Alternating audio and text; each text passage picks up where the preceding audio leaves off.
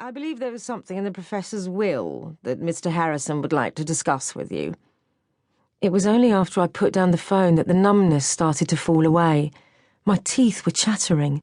I pulled on the tracksuit bottoms Colin had left on a chair and grabbed my long cardigan, still damp from the clothes era. In films, you see people burst into tears, sobbing, "I can't believe she's gone." But I started yelling. Ghastly, bad, atrocious, horrendous, horrible, hateful crap. That was one of the Professor's little games, getting me to think of different words to mean the same thing. When I got to crap, I banged on the window at the mag-git next door who was flicking his terrier's turds through the broken fence again. He appeared to be aiming for our paddling pool, left out since the summer, which had now become a slimy green home to water boatmen and other wildlife. He waved his shovel at me and smiled like a loon. The Professor had always talked to me like my opinions counted. She knew about Shakespeare, Dickens, and foreign writers I'd never heard of before. She really liked Gabriel García Márquez and kept asking me to pronounce Spanish words for her. It embarrassed me because most of the time, Mum and I had spoken English together, or at least my mother's peculiar version of it. I wish she'd spoken more Spanish or even Basque to me. But 1970 Sanbury wasn't a place to be foreign. It was an English market town where a wool shop, a cobbler's and a stamp collector's shop were among the high street's thrilling diversions. Mum saw England as a land of opportunity. She might sound like she'd missed her vocation as Manuel's wife in 40 Towers, but she was going to make damn sure that her daughter didn't sound like a second-class immigrant. I gave up trying to sort out my shithole of a kitchen and plonked down into a chair. I shoved aside Colin's dirty plate to find the Open University application form that had arrived that morning. I had been intending to tell the prof this week that I was definitely going to enroll. I'd looked forward to seeing her formal manner give way to that excitable hand-waving thing she did, which often ended up with her knocking over a little china teacup on the tray. She used to crap me up when she swore. Sometimes she'd say, "Bugger me," or "Bloody hell." But she never sounded like Colin when he'd been on the Guinness. More like she was just experimenting, seeing how swear words sounded. I loved the way she spoke, all those words perfectly formed, all the letters where they should be. She never used language to make me feel stupid.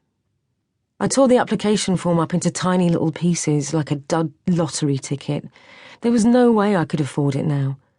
I watched the paper float down onto the cork floor, noticing again that no matter how often I washed it, something was always gooing up the cracks between the tiles.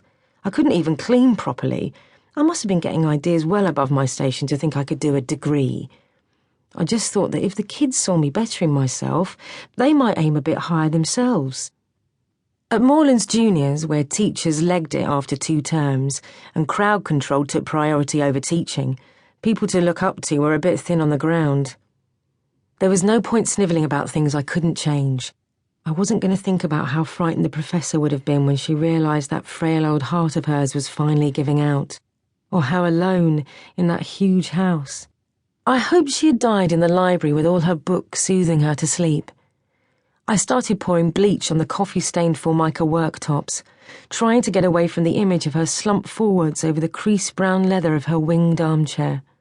Grey hair escaping from her hairpins.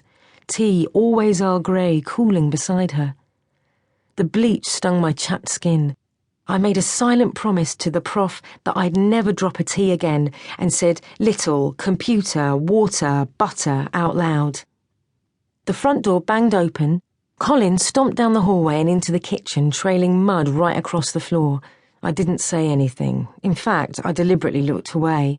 He was always as touchy as hell when he got back from the job centre. There were so few plates left, we'd be eating straight off the table soon. Jesus, that place is a dump.